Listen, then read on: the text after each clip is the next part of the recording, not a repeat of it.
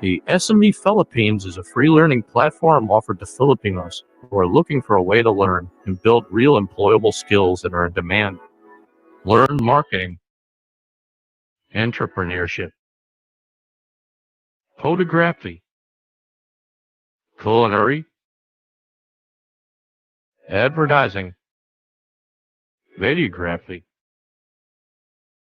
business operations, gardening, personal development, health and fitness, finance and accounting, music, and academics.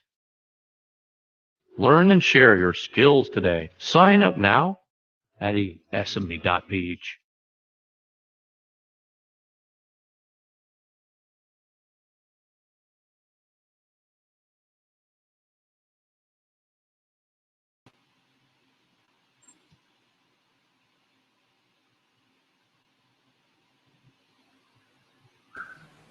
Hi, good morning. Good afternoon, everybody. Afternoon, happy Saturday, and welcome to ESME Live webinar series. And today's topic would be taxation for online transaction. My name is Jessica. And my name is Cher, and we are the co-founders of ESME, the first e-learning marketplace for learning here in the Philippines. So thank you for watching our fourth webinar episode. And please do like ESME Philippines. Check our website at esme.ph. Also, you can like our Facebook page. And on our website, you can check our free courses from different topics like entrepreneurship, fashion, online digital marketing, and much more. Yes, please feel free to share this video to everyone that you think who could relate about that taxation if you are an SME owner or wanting to do business here in the Philippines. So before we start our webinar series, we just want to let you know, I know you must be asking, what is ESME? So ESME is an e-learning platform dedicated for Filipinos. So with our platform, you can learn new useful skills at your own pace from Filipino masters and gurus. So you can access free and quality paid masterclass in different topics, like I mentioned earlier, such as e-commerce, entrepreneurship, fashion, even gardening, photography, and much more. Yes. So for us, ESME, our purpose is we want to help everybody, SMEs or alike, to be forefront runners in this pandemic situation right now. We want to help by innovating Filipinos on how they learn, by creating this platform and also creating a community of learners and collaborators. We aim to become Filipino upgrade for 2020. And as you know, a lot of education platforms are up and coming, and we are happy that it is already a trend right now. And we look forward to provide more courses in the future as well.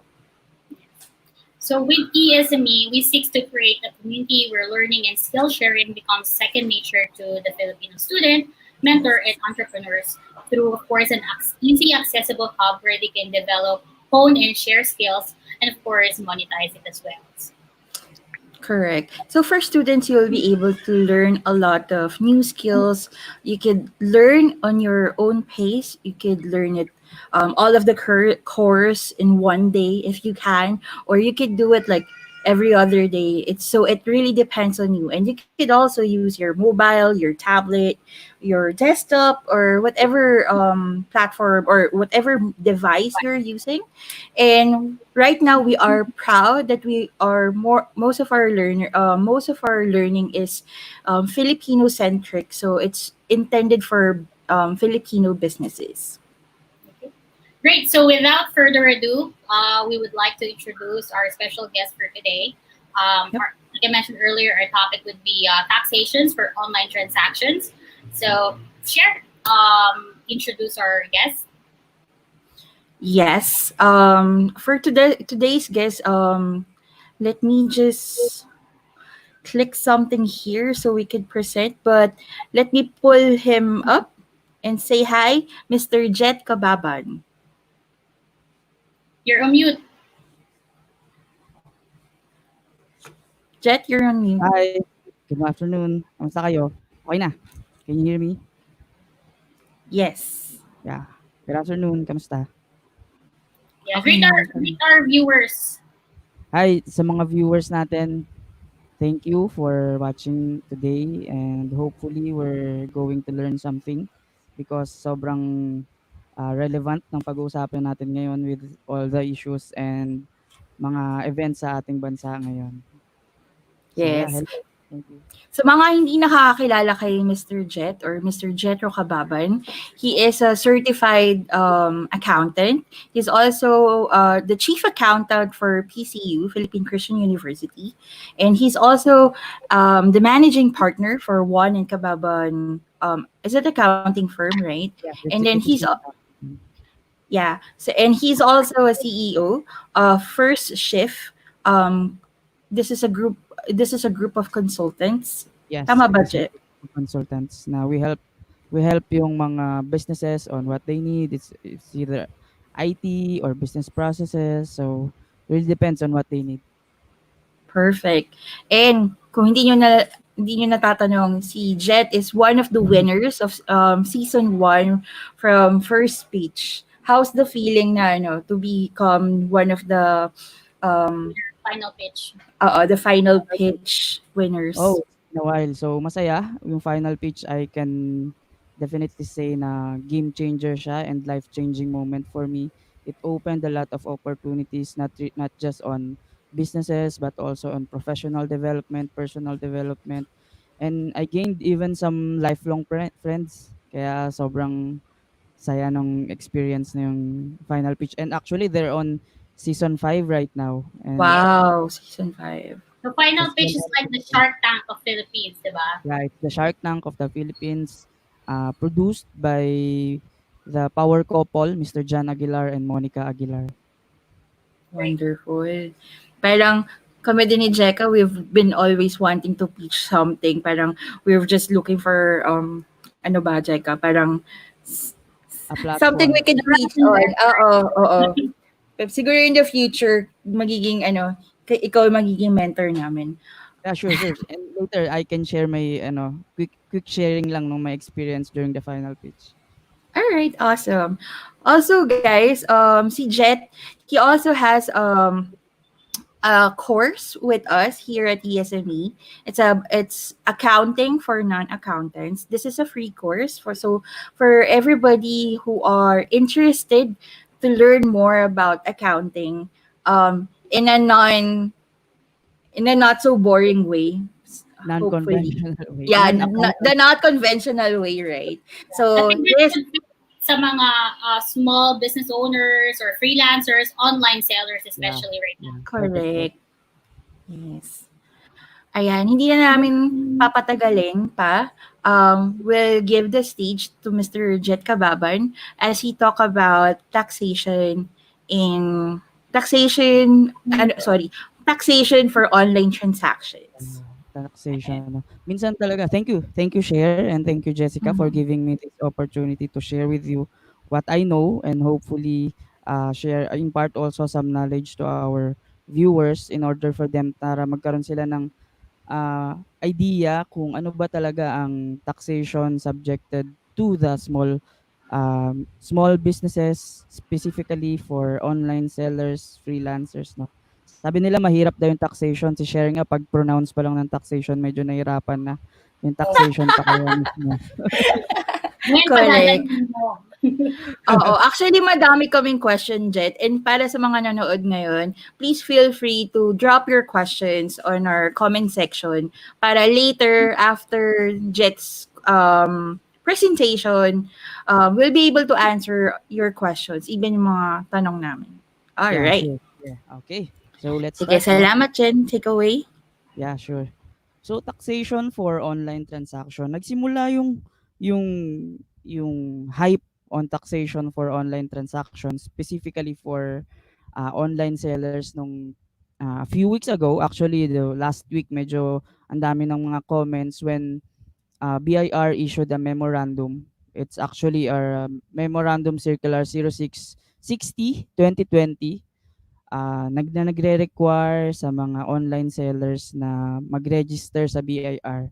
So madaming nag-negative comments about this. Sabi nila yung timing, yung not so perfect. And sabi nila, ano ba yung BIR? Sobrang gahama naman yan.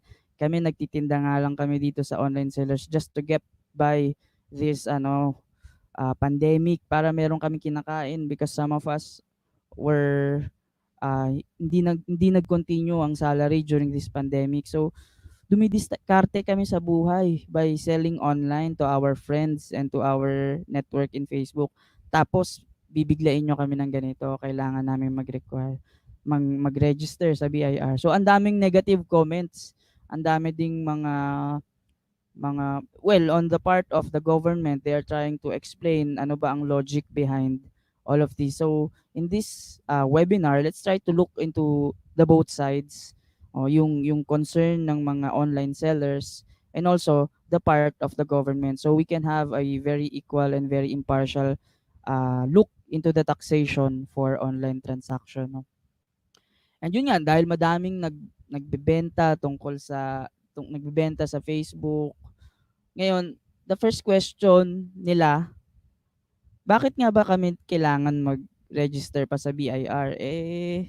Ano lang naman kami, part-time lang naman 'to, sideline lang naman 'to, side hustle lang naman para meron kaming mailapag na pagkain sa kainan namin. Kasi walang-wala na. Yung iba nagbebenta ng longganisa, yung iba nagbebenta ng bedsheet, yung iba nagbebenta ng kung anong-anong mabebenta, meron mga sleepwear. Kung anong mabebenta nila, kaya nilang maibenta. Yung iba nagbebenta ng mga sabon, yung mga bulk, mga simpleng bagay na mga kailangan, mga daily essentials ng mga tao. Ito yung usually na merchandise ng mga nag-o-online seller. So, ang tanong nila, bakit kami magre-register? Actually, it depends, no? It depends on the perspective of the seller. Kasi minsan, nag-uumpisa yung isang online seller sa pagbebenta. And then, na-realize niya, ay, okay pala ang kitaan dito. Parang may potential naman to compensate or to equalize the income that I am receiving sa salary ko. Meron pa akong sarili kong oras. Mas may time pa ako for my children, to spend time with my family and my loved ones. So, may mga online sellers na when they tried it and they had a glimpse of success, na-realize nila, ay, okay pala to for long term. These are the people na mas marirealize nila, mas maiintindihan nila the need for registration. Kasi they want the business to be a legit business kasi nakikita nila yung potential on the long term. While meron namang another side na really just to get by. Kailangan lang namin ng meron kaming daily na nakukuha, kinikita. And if actually nakikipag-usap ako sa ilang mga colleagues ko about this one, sabi nila, kami personally, kung nakikita ng mga online sellers na hindi naman nila to nakikita on a long-term basis, ay wag na sila mag-register. Kasi kung anong hirap ng registration, doble or triple yung hirap ng closure ng business. Kasi kung i-close mo din siya eventually dahil hindi mo naman to pang long-term, then wag ka nang mag-bother mag-register. One example is yung mga sari-sari store sa mga tabi-tabi, mga sari-sari store. Do you believe na lahat yun registered? No. Kasi itong mga sari-sari store is very small, very micro, na hindi na sila actually nakikita ng system ni BIR. So, this is the same concept na nakikita ko for online sellers, no. Masyadong maliit naman, hindi naman nakikita ng mga online sellers na nakikita na for long term to. So there's no need. So that's the two sides about it, no. Pero tingnan din natin, may pros and cons din ang pagre-register sa BIR, no. Tingnan natin ano ba ang pros and cons of registering your business with the BIR. So tingnan natin sa next slide. So yung one of the pros is that it makes your business a legit business that will help you when it grows. Well, that ano nga, ini-discuss ko nga kanina, kapag nakita mong may potential 'to, mara-rationalize mo sa isip mo na yung gagastusin ko nito sa registration and the hassle of doing the registration, sulit 'to kasi alam ko okay ang kita ko, may ilang mga online sellers, may ilang mga freelancers, the profit that they are getting mga 30 to 40% per product 'no. Kapag binolume mo 'yan, okay din. Mas kikita ka na, tapos mas mako-compensate ka pa. Baka nga mas mataas pa kung kaysa sa mag-work ka lang 'no. Another thing is that it helps you in your loan applications. Para siyang ano, para siyang domino effect. If you see that it will grow eventually, well then magkakaroon ka ng need or ng urge to grow your business, and to grow your business you need capital for additional merchandise, for inventory, or for additional store or distribution, no? So it's either meron ka pang excess cash or maglo-loan ka. And itong mga loan na 'to, kailangan nito sa application, kailangan ng proof of payment, no? Yung proof of yung capability mo to pay the loan. So, kapag registered ka, meron kang BIR tax returns, may makikita kang may ipapasa ka na mga applications, na mga requirements for the application ng loans. And then eventually, if it still continue to grow, you will help the Philippine economy to grow also by providing job opportunities. So, syempre kapag may online selling ka, kailangan mo ng taong pang customer service, mangungulit sa mga sasagot sa messenger, mga inquiries. Kailangan mo ng tao na magfulfill ng orders mo, magko-contact sa mga delivery services, no? It creates jobs that will eventually will help the Philippine economy. On the other side, may con din naman siya. So mostly itong con ay meant for the people or the business owners na hindi nila nakikita in the future na magsistay yung business nila. So first is that the process of registration takes some time and cost money that might not be beneficial for small businesses. Yun nga, lalo ngayon, yung the time that you will spend to register is sometimes, ay most of the time longer than the usual dahil syempre skeletal force din ang government natin. Yung SEC medyo slow din sila ngayon. Yung DTI, okay naman yung DTI, medyo okay ang registration nila. But then yung BIR registration, and then kailangan mo pa ng mayor's permit, it will take time and it will cost money for you. And kung nakikita mo na hindi nga siya magko-continue in the near future, well, it might not be beneficial for you to continue registering your business. And the next one is, pag nag-register ka na, syempre, you will be subjected to taxes na maybe there's a risk na you won't be able to recover kasi may different taxes tayo, no? That we will discuss eventually during the course of this webinar. And last ng con, syempre kapag registered ka na, meron ka ng responsibility to file your mga income tax returns and other mga compliances. It's either sa BIR, sa SEC, na minsan regular na siya. It's either annually or quarterly. So, ito yung mga con na kapag nakikita mo na hindi sulit, no? In layman's terms, hindi sulit, wag na lang, don't bother yourself. Now that we have discussed yung the why register, when you decide na magre-register ka, and I really believe and I really hope na most of the online sellers find success in online selling, because eventually sabi nga nung isang quote na walang yumayaman sa isang empleyado, eventually you need to find another way of revenue, another stream of revenue to help you level up your way of living, no? If you want to provide for your family in the long term, you need to have another source of income, and it might not be helpful kung nagre-rely ka lang sa salary mo. So I hope na most of the online sellers will find success, no? And well, then kapag nag-succeed ka and you found the need to register, the next question is, paano ba mag-register? So let's discuss yung the process on how to register based on the memorandum issued by the BIR. So the registration process, hindi siya nag-uumpisa agad sa BIR itself, no?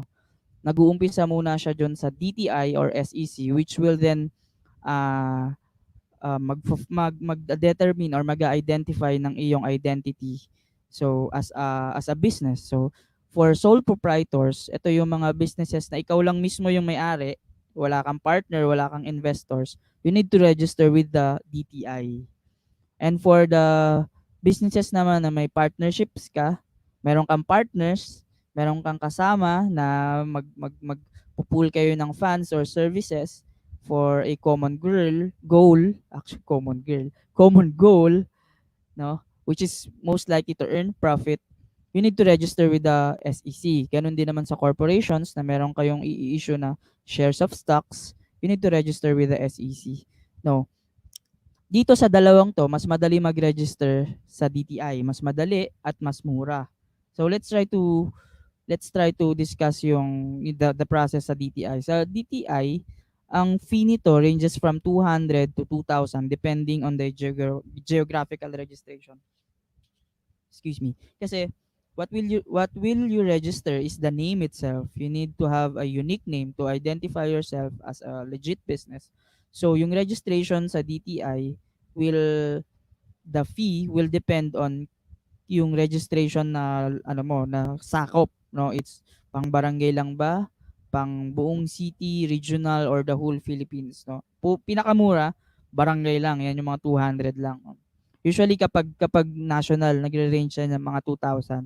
So depende sa iyo kung paano mo i-register, kung anong gusto mong i-register for your name. After naman nun, madali naman yung payment kasi pwede mo siyang bayaran sa 7-Eleven and then magkakaroon ka lang ng reference number, and lahat yon pwede mong gawin sa website lang ng DTI, which is yung dti.gov.ph. So, once na na okay na ang registration mo sa DTI, ay mabibigyan ka nila ng certificate of registration, and you will use that certificate of registration together with other na mga requirements to register with the BIR. So ang purpose ng registration sa BIR is for you to identify yourself as a taxpayer in the name of this business. So sinasabi mo na sa BIR, oh ito may business na ako, i-register ko na yung sarili ko sa BIR para maging subjected na ako sa mga buwis na kailangan kong bayaran ayon sa batas ng Pilipinas. So, sa pagre-register sa BIR, ito yung mga basic requirements mo. Kailangan mo yung 2 copies of BIR Form 1901 na meron tayong copies niyan later para magkaroon kayo ng idea ano ba itsura. And then government issued ID. Minsan dito may case na kapag wala kang government issued ID ay pwede kahit birth certificate.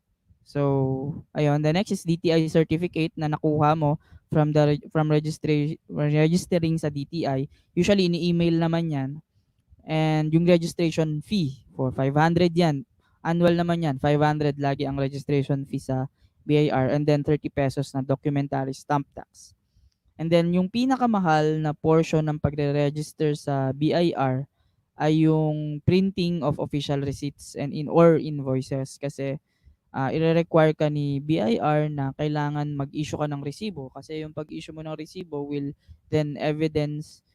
give you evidence dun sa sales mo, yung sa mga collections mo. Yun yung magiging basis for them to audit if maging yung mga taxes na income na mga ide-declare mo. So, and actually it's a bit easy to discuss, pero minsan kapag nandun ka na sa registration process, minsan may mga glitches din yan. Depende kasi yan sa RDO mo. Meron tayong tinatawag na RDO, yung Regional District Office ng BIR, which covers kung saan kang lugar magse-set up ng business, no? Kung kunyari sa Cavite, o sa Bacoor, Cavite, hanapin mo kung ano bang RDO yung sumasakop kung saan naglo-locate yung store mo or yung bahay mo.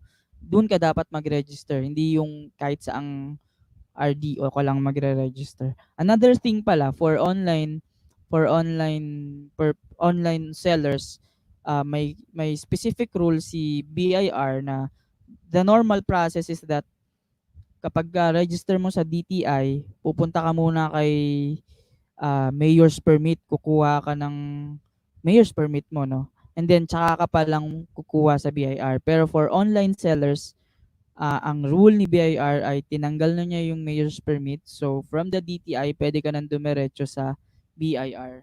So meron tayong mga important notes to remember sa pagre-register sa BIR.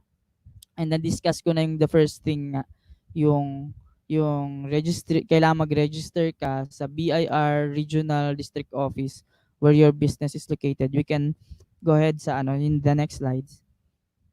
Yan, yung registration mo kailangan sa specific RDO mo, and after yung registration mo, ito dapat yung makukuha mo. Yung meron kang certificate of registration. Meron tayong copy niyan mamaya later, isa-isahin din natin. And then yung BIR stamp na 1901, yung 1901 yan yung application form mo, i-stampan lang nila yan. And then bibigyan ka ng notice to issue or received invoice, notice to issue receipt or invoice, the red one na usually nakikita natin sa mga stores. And then yung annual registration fee mo, yung 0605 form naman siya, parang siyang payment form lang ng BIR. And then yung BIR printed mo na receipt or invoice, yan, syempre dapat meron ka na, or if not, meron kang makukuha sa kanila na authority to print na ipapakita mo naman dun sa mga authorized nila na mga printing press, para yun yung papakita mo na ito, meron na akong authority to print na galing sa BIR. Ito, try natin i-go over yung mga documents kasi it's easy to say the documents pero mas better for us to have an idea ano ba itsura ng mga documents na to, no? Tingnan natin yung una, yung DTI certificate. The next slide. Ito yung itsura niya, no? Yan yung itsura ng DTI certificate. No? PDF copy siya, and ngayon ay ini-email na yung PDF copy na yan.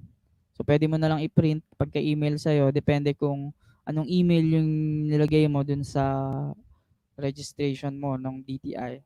The next one, yung BIR form 1901. Next slide please. Excerpt lang ito ng buong form para magkaroon tayo ng idea ng itsura niya. So makikita natin sa upper right yung BIR form number. No, yan 1901. And then application for registration lang yan. So mainly ang laman lang yan ay yung information mo bilang bilang taxpayer and yung business mo. So merong PDF copy niyan sa bir.gov.ph at meron din namang hard copy kapag pumunta ka mismo sa RDO office. So the next is yung BIR form 0605. Ito payment form lang to, generic payment form kapag magbabayad ka sa BIR na hindi tax or in-instruct ka nila to use BIR payment form 0605. So yan, lalagay mo lang dyan, may mga check yan, i-check mo lang na for BIR annual registration. So 500 pesos yan. Then magbabayad ka ng documentary stamp tax na 30 pesos. Tapos magkakaroon ka ng doc stamp, yung maliit na doc stamp. And then after magkaroon ka ng mga registration mo, sa next slide, ito yung BIR form 2303. Ito naman yung certificate of registration mo, which includes yung TIN number mo, yung nature ng business mo, yung name ng business mo, and actually pati yung mga tax na subjected ka, nandyan, nakalagay dyan. And then, mahalaga yan, pinupost yan dapat sa kitang place ng store mo or ng office mo kasi requirement niya ni BIR. Isa pang requirement niya ay ipakita itong next slide, yung ask for receipt notice. Yan, nakikita naman natin yan usually sa mga stores, di ba? Kailangan yan kasi it's the consumer's right to ask for receipt. Yan, kaya requirement yan. So ayan yung mga critical na mga documents for us to have an idea if we decide to register dahil nakikita natin na for the long term to. At least magkaroon tayo ng idea kung ano ba ang itsura nito mga to. The next na-discuss na natin why register and how to register. Ngayon na registered na tayo, syempre may responsibility tayo to pay taxes. So the next thing that we're going to discuss, ano ba yung taxes na dapat nating bayaran? What are the taxes that need to be paid as a taxpayer, as a legit and registered business taxpayer dito sa Pilipinas?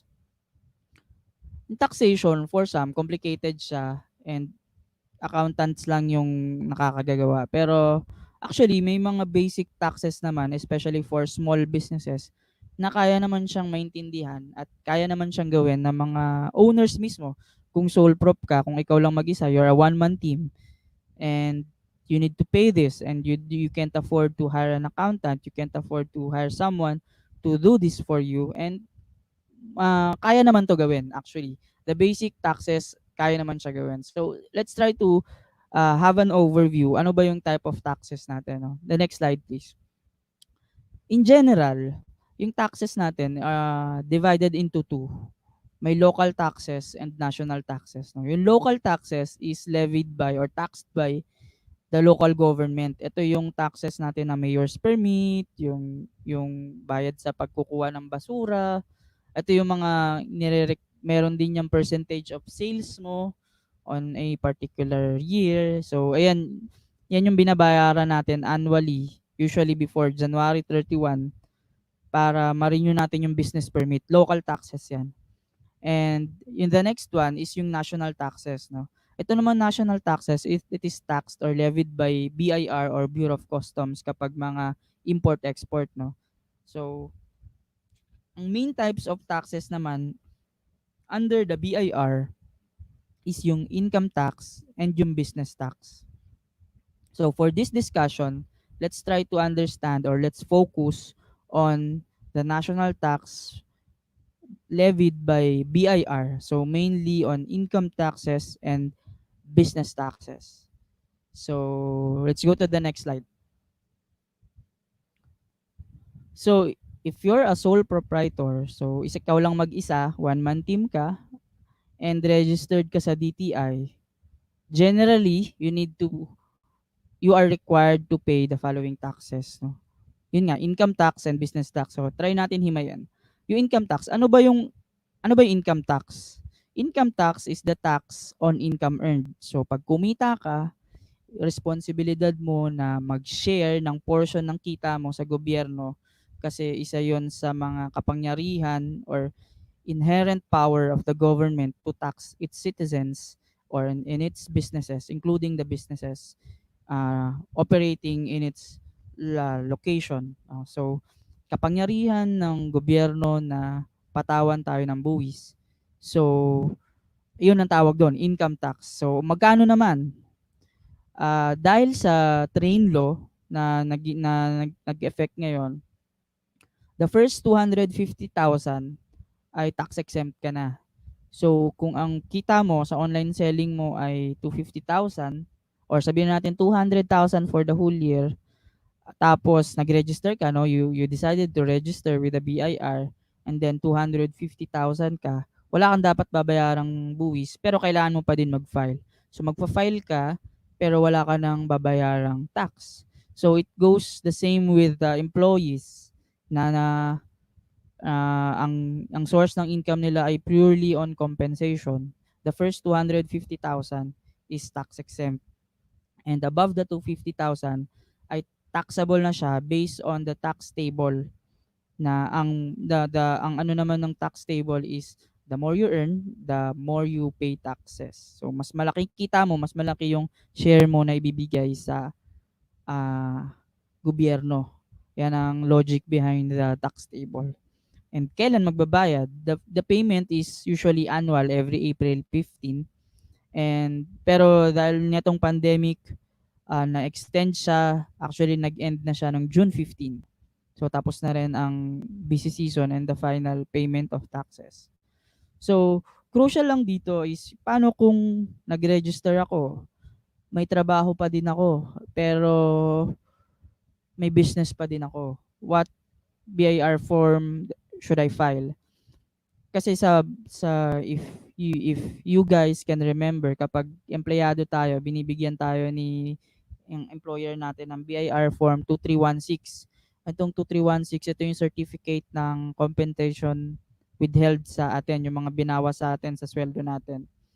And then, kung meron ka pang business alongside with your job, you need to consolidate. Pagsasamahin mo yan. Magpa-file ka ulit ng another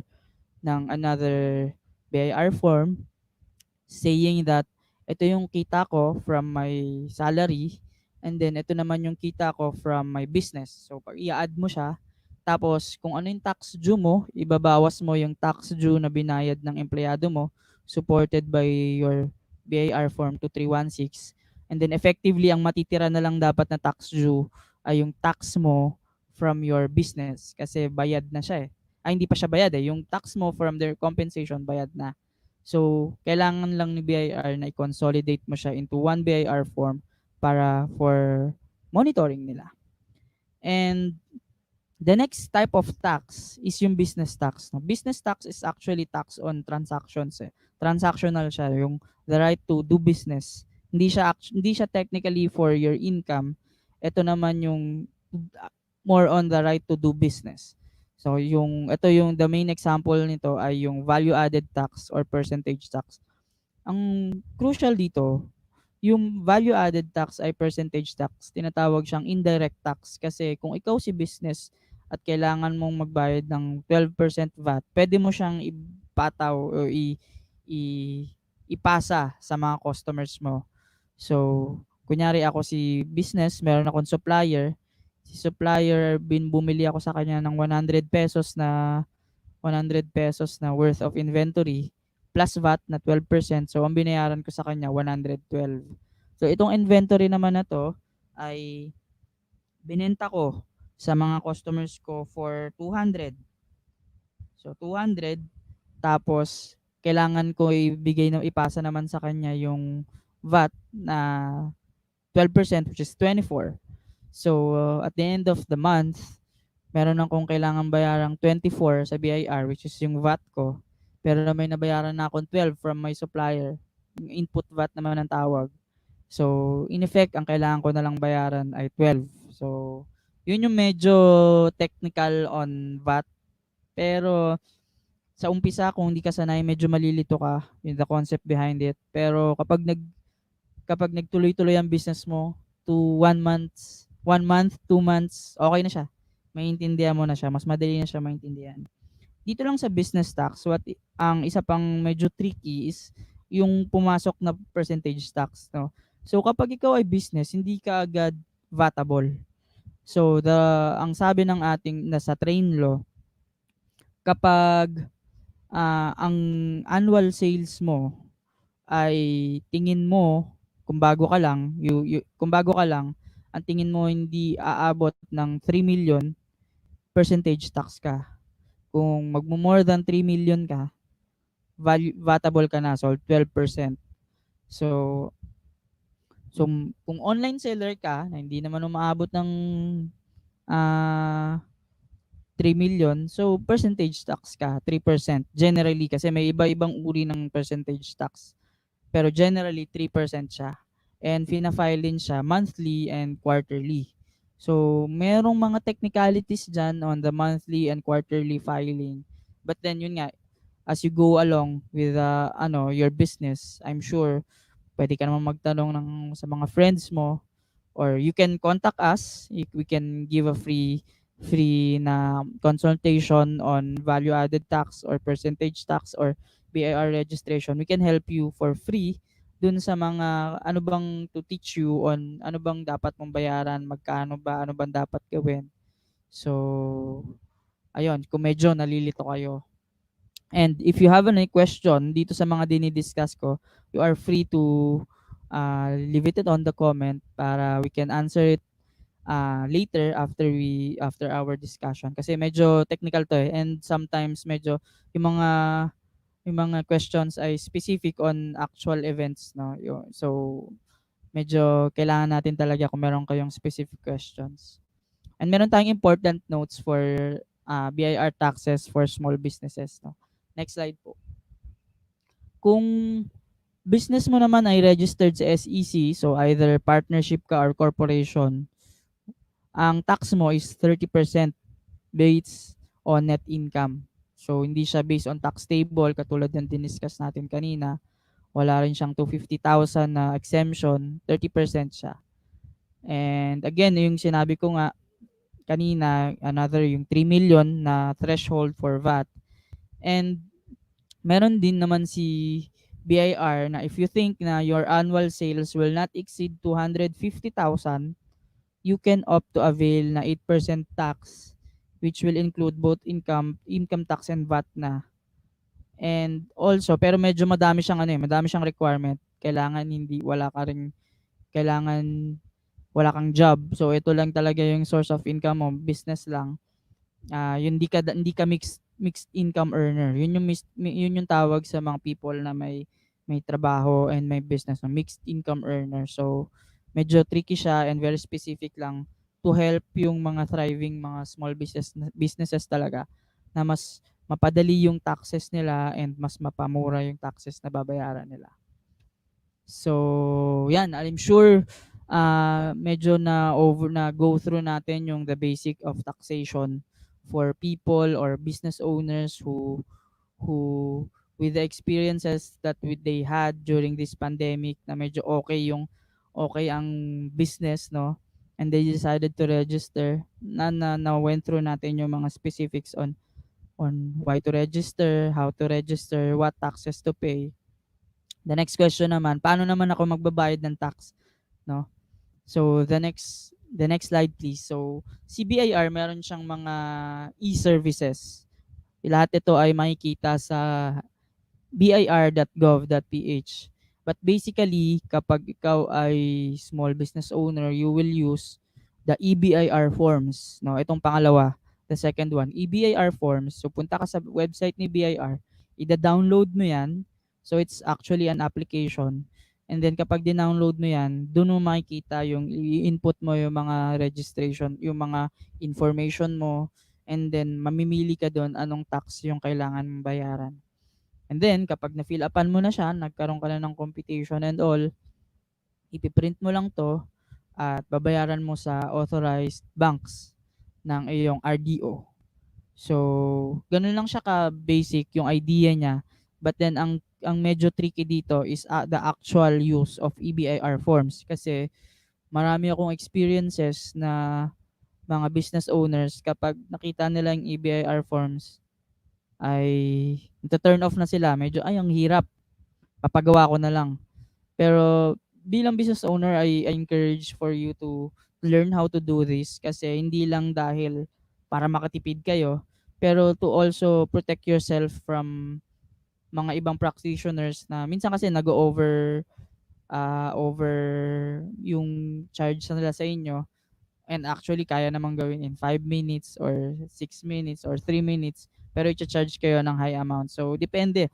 Kaya, kung small business kayo, I highly encourage for you to learn EBIR form. So, if you don't know how to use EBIR form or di pa kayo nakakita ng EBIR form, you can contact us. Also, we can teach you for free how to use the EBIR form para the next time mas makatipid kayo sa inyong payment ng taxes. So, ang next nating i-discuss is,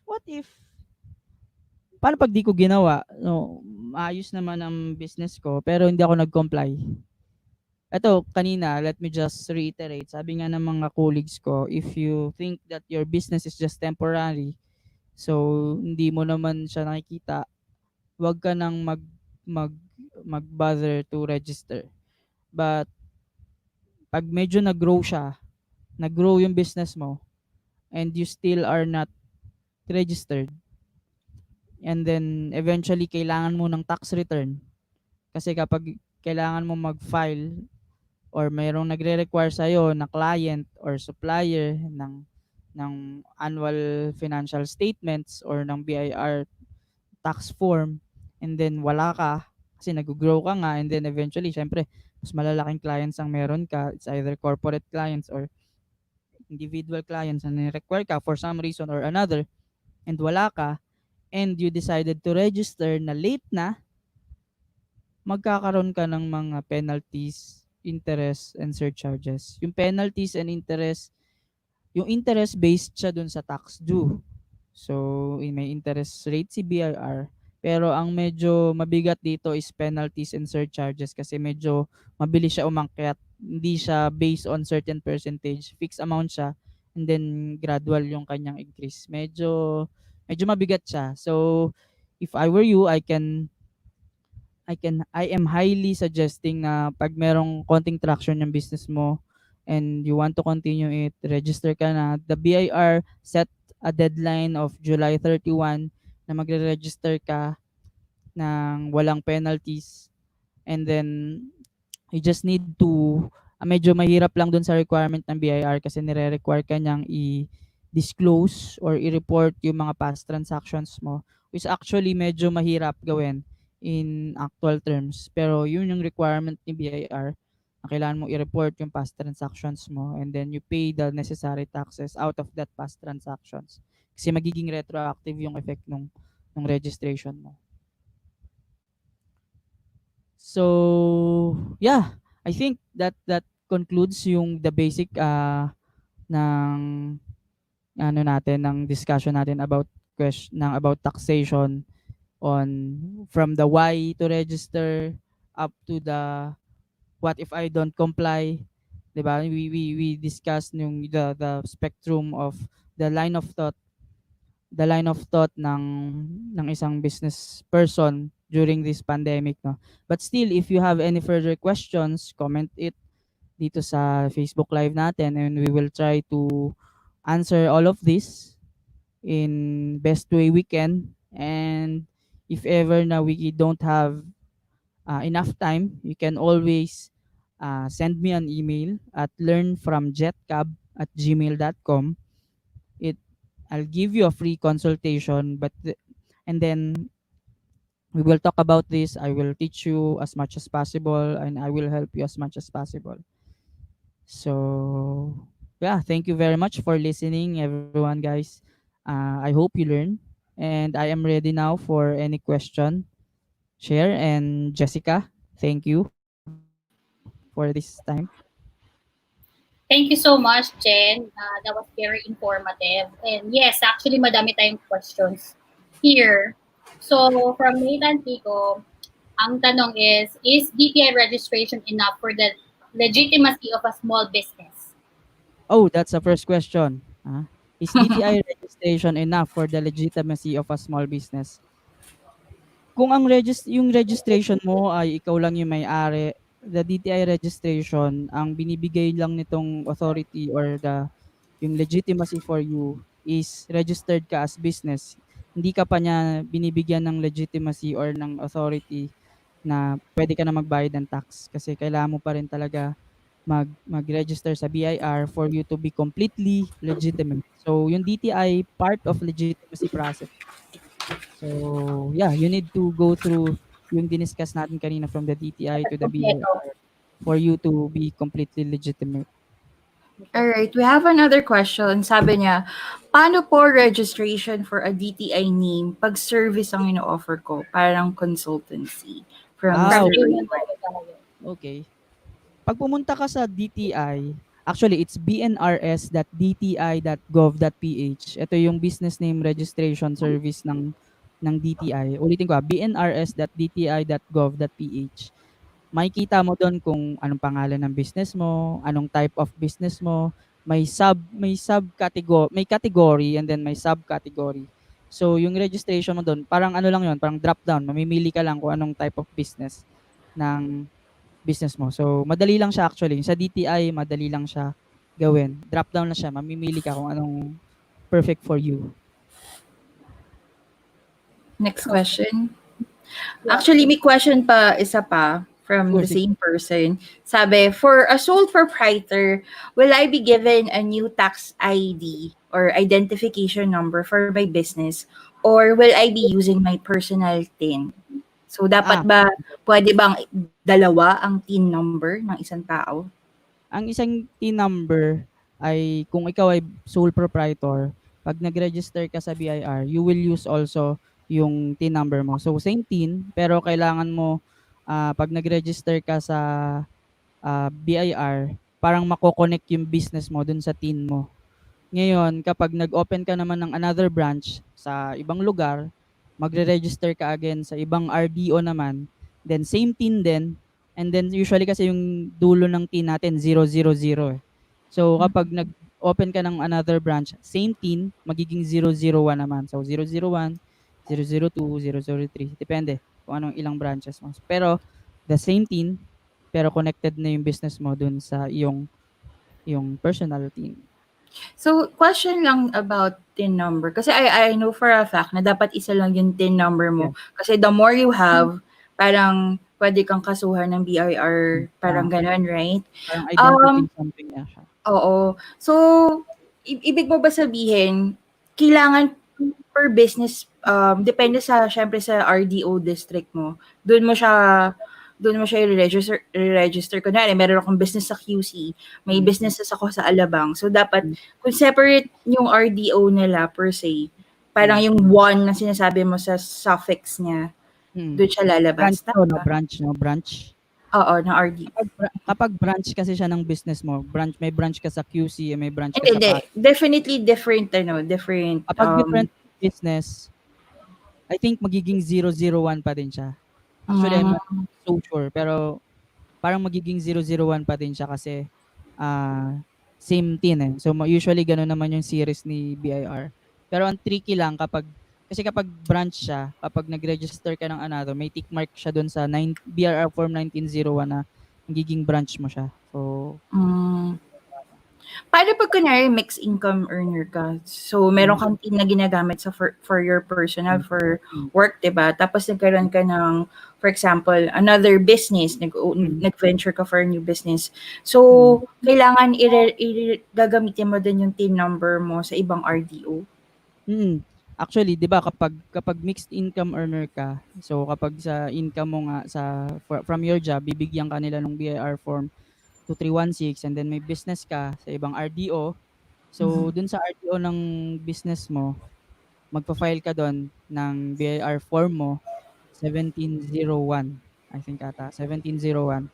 So, pagsasamahin mo yung income mo from your job and your business. Then yung income tax due, ibabawas mo yung dineduct sa'yo ng employer mo. So, in fact, ang babayaran mo na lang yung income tax due mo from your business. So, isang Alright. kita siya, pero kailangan mong pagsamahin yung income mo. Sige. Tapusin natin yung mga questions ng mga viewers natin. May question din ako actually. Galing kay Raymond Del Rosario, 1901 pa rin po ba ang gagamitin pag dati ng may TIN number nung employee pa ako?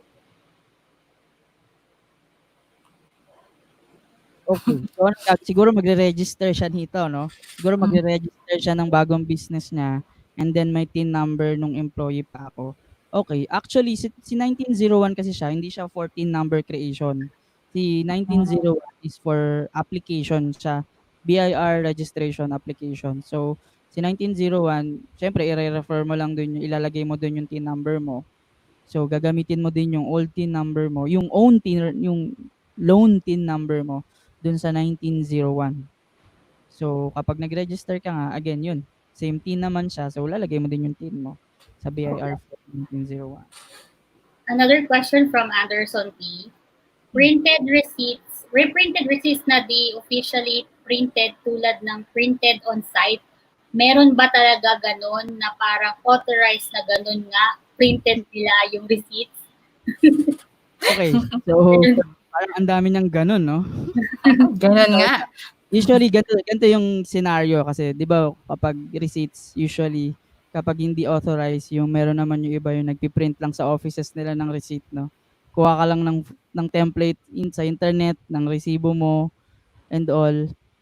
Pero may mga gumagawa nun. Pero actually, magkakaroon ka ng issue nun. Kunyari, in-issue mo sa customer mo na ang process naman nila, hindi sila tumatanggap ng ganun. Ang kailangan nila ang tinatanggap nila yung authorized lang talaga, yung parang legit na Or, resibo, di ba? OR talaga. Minsan naman may mga businesses na ang ini-issue lang ay acknowledgement receipts. May mga gumagawa din nun. But then, magkakaproblema ka nun in doing your business. So, actually, the effect of the resibo is on the doing your business. Kung hindi tatanggapin ng mga ng mga customers mo yung OR mo, syempre it will affect your business. So better if you have a legit OR na lang para hindi ka magka-problema kasi ang hirap naman mawawalan ka ng benta dahil lang sa OR, 'di ba? Sayang naman. Mhm. Napaka-immaterial naman nun. Tama. Pero kunwari 'pag ano, yung supplier mo, AR lang talaga sila, so what Knowledge will you receipt. do? Puwede mo bang Demand. i-consume i-absorb rather yung tax niya? Well, may right bilang consumers, meron naman tayong right talaga to ask for receipt. Kaya nga meron yung kanina pino-post, 'di ba? So Yes, you can ask your supplier to issue an official receipt kasi kung legit naman silang supplier, of correct. course, yeah, mag-i-issue naman sila diyan. Pero siyempre may ways kasi 'yan, eh, mga tax avoidance na mga schemes, no? Tax Mhm. avoidance na minsan nag-i-issue sila ng acknowledgement receipt. And then kapag sa'yo naman ire-report mo as expense, usually kapag hindi siya, legit na yung resibo mo, idi-disallow din siya eventually ni BIR na as expense mo. Kapag dinisallow siya, hindi mo siya puwedeng ibawas sa income mo. So, in effect mas lalaki yung tax mo. Tama. So for example, sa mga online selling, like for example, yung mga may mga website or sa mga Mm. Lazada or Shopee, I don't think they issue OR, di ba? But are those legit receipt pa rin considered? Sa ano naman, sa OR naman, may way naman, may alam ko may modern OR, eh, kasi puwede mong may digital OR na ini-issue si BIR. So Okay. yung authority to print mo is not actually the booklets. So meron ka puwede kang magkaroon ng authority to lalo yung mga POS 'no, na nakikita niyo sa mga restaurants, 'di ba? Yung mga Yes. POS nila dun hindi naman siya yung legit na booklet, eh, pini-print siya, eh. Pero inaano yun, ina-allow ni BIR kasi yung registration nung mga yon ay ang registration nung POS nila ay yung resibo nila is okay na yung printed, hindi yung booklet. Same goes with the Lazada and the online shopping. Dapat may resibo kayo na better kung yung pini-print na lang para and then yun na yung i-issue nyo as resibo. Ang usually may term doon, 'di ba? This with this invoice serves as your official receipt. May Yes. ganung disclaimer. So same Alright. process din ba yung ano, yung di ba pag you're setting up your business, tapos may sasubmit ka ng authority to print to get your Mm. receipt Mm. booklet, di ba? Mm. So, different process ba pag POS. POS or like digital printing? Same process siya pero you need to sasabihin mo sa dun sa pagkuha mo ng authority to print na you opt to have ano POS. So yung POS ire-register pa actually sa BIR. So Correct. medyo may complication lang siya pag may POS ka pero may ano din naman siya, may convenience din eventually kapag nagtagal. Kasi POS na lang siya. Mas madali gawin yung business kaysa yung magsulat-sulat. So depende kung gaano kalaki na yung business mo. Alright, my next question. Ang tanong niya, where can I use the certificate of donation issued to my company? Issued to your company. So So, I think it's sa mga foundation. naka-receive siya. Oo. Kunyari foundation siya Mm. o hindi, para siyang Bayad entity sa'yo na ng naka-receive foundation, siya. tama ba? Usually kasi the certificate of donation, sige i-discuss na lang natin parehas. Kung ako yung may donor and may donee 'no, yung donor yung nagbibigay ng donation, yung Sir. donee yun yung yung nakaka-receive 'no, ng donation. Si donor, magbibigay siya ng donation dun sa isang ano, sa part ni donor 'pag nag-issue siya ng pera, so parang expense niya nun, 'di ba? Donation expense niya yun kasi naglabas siya ng pera, eh. So sa part ni BIR, iko-consider ko ba yun na expense mo? Ia-allow ko ba yun na expense mo? Depende kapag registered na yung donor company yung donor na yon. At the same time, dun naman sa donee part, yung pag-receive mo naman 'di ba, siyempre parang income mo 'yun.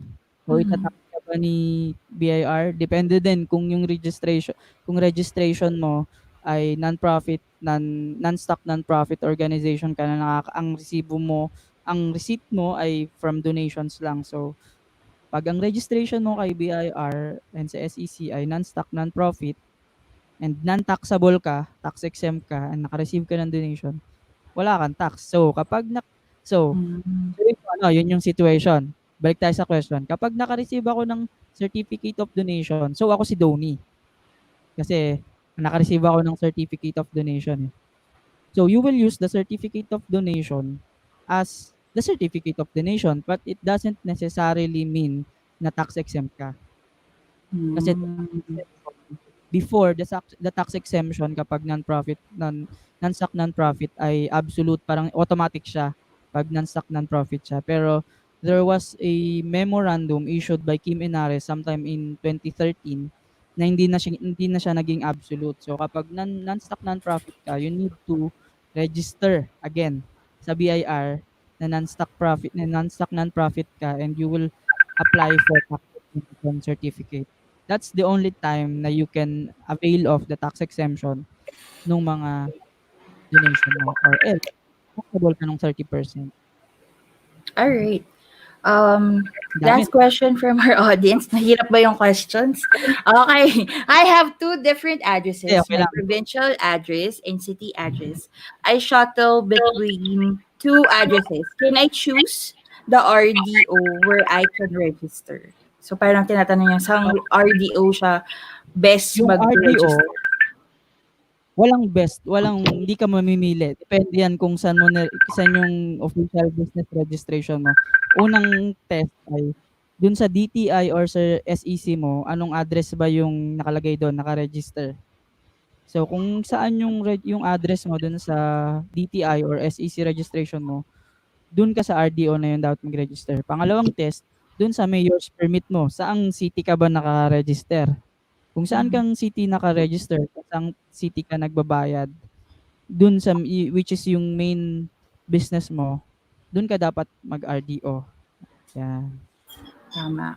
Ang galing-galing ni Jet. Pero meron lang akong question actually, personal question. Since last few weeks ago, ang mga guests natin, mga event suppliers. So yung mga event suppliers, sila yung naging naapektuhan ng pandemic, and it turned out na from event planning, they went from different kinds of businesses. So, ang una kong tanong is, you mentioned kanina about the sari-sari store, right? Pero how much ba yung total na kailangang gastusin ng person to for the registration? Parang magkano dapat yung ipuhunan niya para i-register niya yung business? Kailangan niya ba ng 5,000 lang, or magkano ba yung dapat niyang i-shell out to start Mm. registering? Okay. If you're looking into yung DTI registration, so sole proprietor ka, no? Ikaw lang Mhm. mag-isa, magre-register ka. And then ang registration mo sa DTI ay for national. So national, 2,000 pesos yun. So tapos 500 sa BIR registration, 2,500. Tapos may 30 pesos na documentary tax. So 2,530. Tapos yung authority to print, sabihin na natin 3,000, mga 5,000. Siguro mga 7,000 for the registration to be safe. To be safe. Kung DTI ka, to be Na safe. sole proprietor. Tama. So, proprietor. Okay. Paano Yan yung base na, magkaroon lang ako ng konting disclaimer. Yan ay based dun sa, yung sa issue ng memorandum ni BIR na hindi ka nadadaan sa mayor's permit. But then Mm. eventually next kailangan mo rin mag-register sa business permit sa mayor's Mhm. permit, and then it will cost money din. And yung registration naman sa local municipality mo depends on saan ka. Sa Makati iba, sa Pasig iba. So, ayun. You should Question ko lang, also prepare for that. since mga online transactions, 'di ba? Do they really need to register for mayor's permit pa and all? They just stop at BIR? Or kailangan talaga nilang to register for the barangay certificate, the mayor's permit, etc.?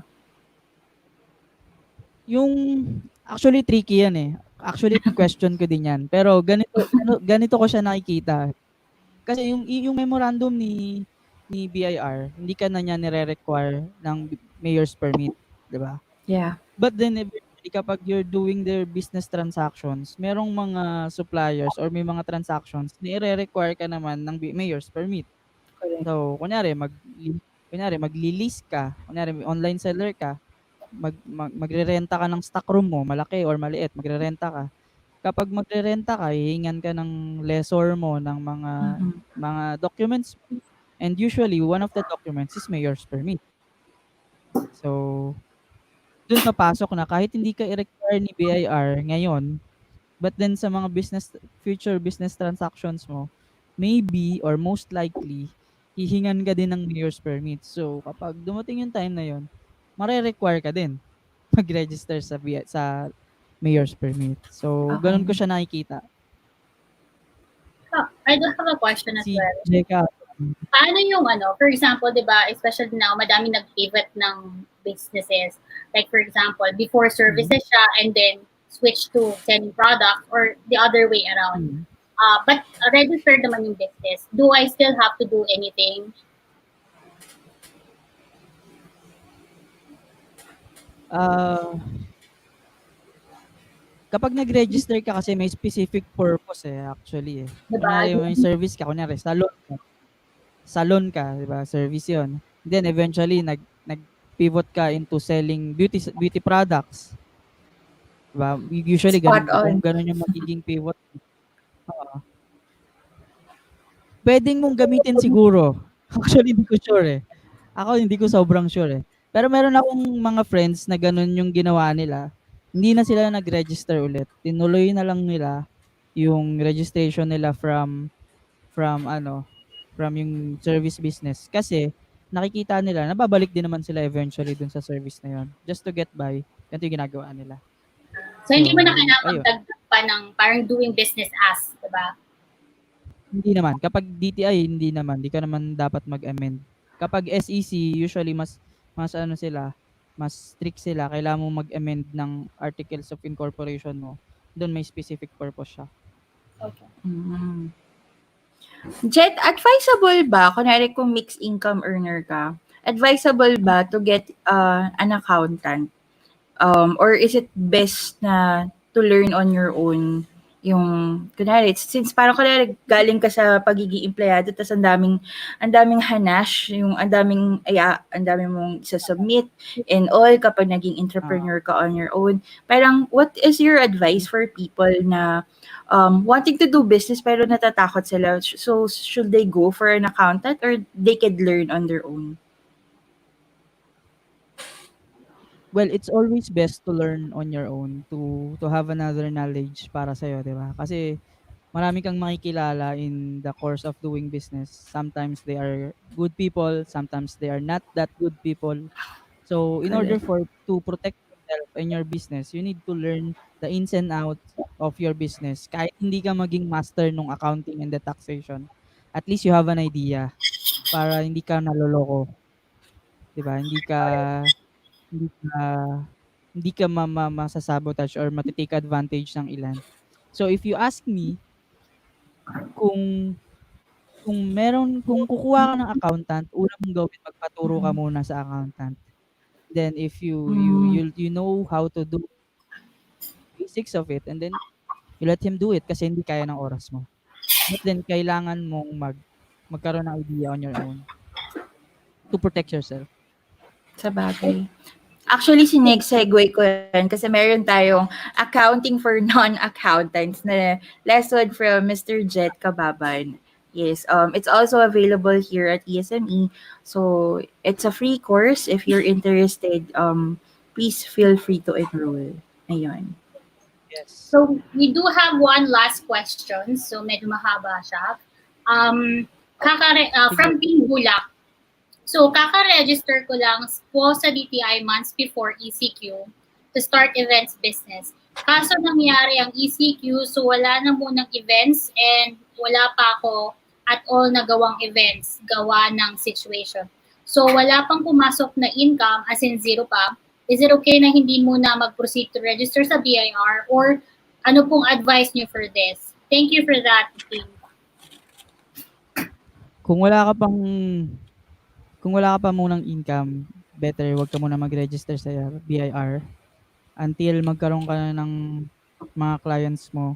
Kasi kapag nag-register ka na sa BIR, your responsibilities to pay and file ay dadating na.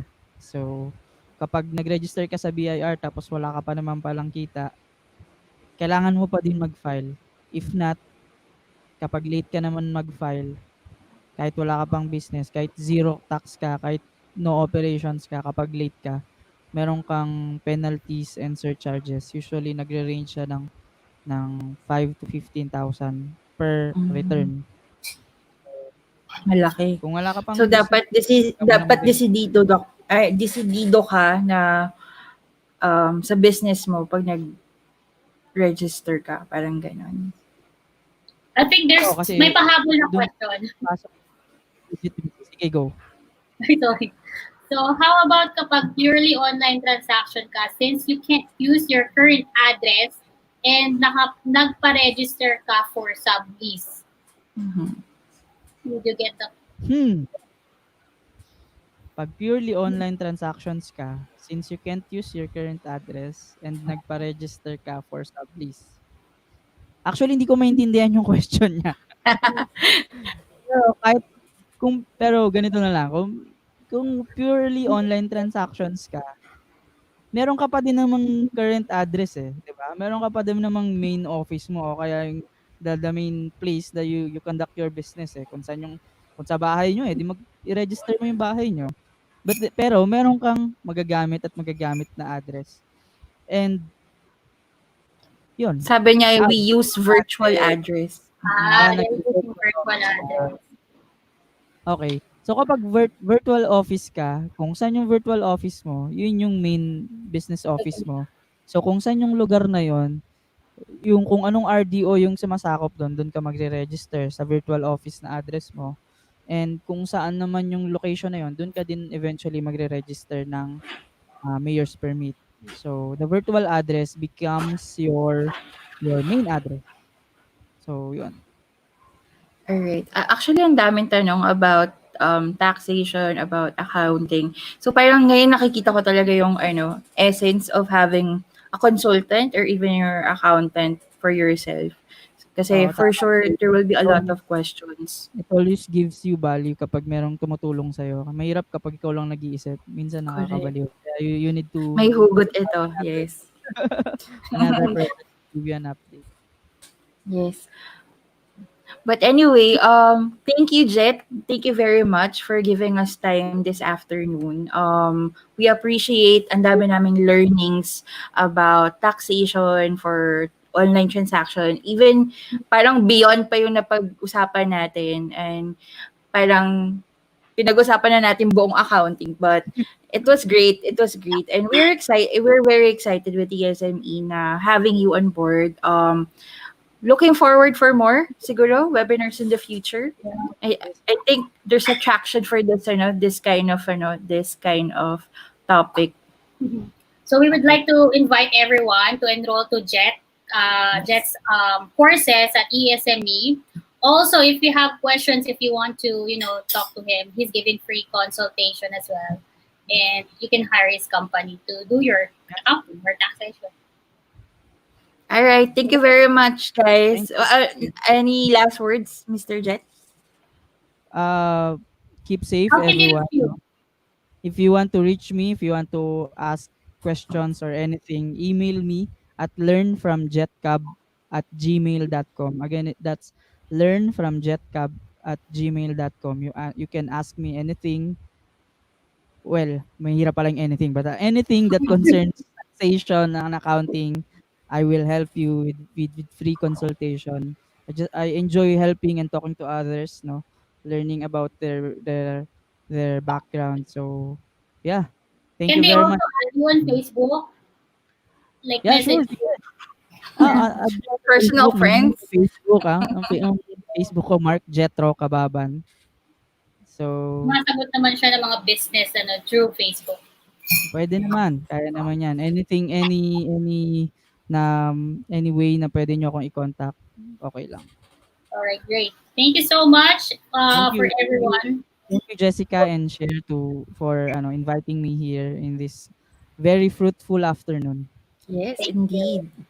At before I forget, for everybody who watched this webinar, we have available certificate of attendance if you are interested para pandagdag sa portfolio nyo na nakinig ako sa webinar ni Mr. Jet Cababan. So it's available at esme.ph. You can just go to our website and get your certificate from us. Ayun, mula po sa puso namin ni Jeka, ako po si Cher. Thank you po for watching. Thank you. Bye-bye. Bye. Bye. Thank you.